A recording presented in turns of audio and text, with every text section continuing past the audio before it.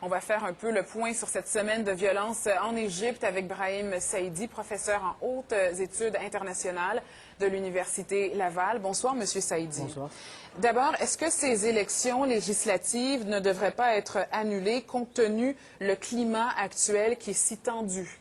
Oui, le climat actuel, c'est un climat de crise politique. On pourrait dire que la situation dans laquelle se trouve le pays, c'est une situation qui pourrait être qualifiée de crise en matière des relations civilo-militaires. Relations civilo-militaires parce que les manifestants qui se trouvent maintenant à la place de Tahrir réclament que l'armée doit mettre un terme à son contrôle à l'appareil de l'État.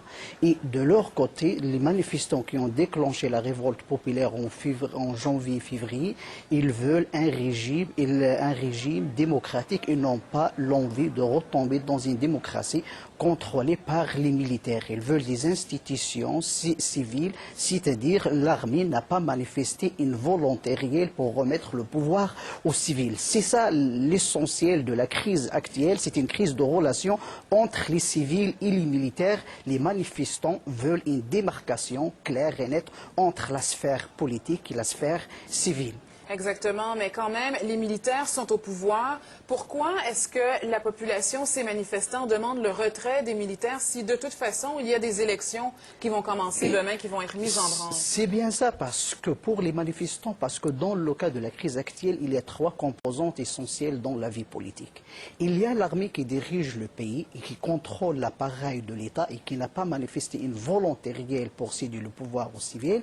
Il y a aussi les manifestants à la place à Tahrir qui vont aller de l'avant dans le processus de la réforme politique et une vraie démocratie. Mais il y a aussi une grande partie de la classe politique dont fait partie les frères musulmans de leur côté qui veulent changer à travers la participation politique, c'est-à-dire organiser les élections telles que prévues parce que le changement doit venir via les institutions politiques, c'est-à-dire faire élire un parlement qui va déboucher sur la formation d'un gouvernement civil. Actuellement, on ne voit pas les frères musulmans manifester, appuyer ces personnes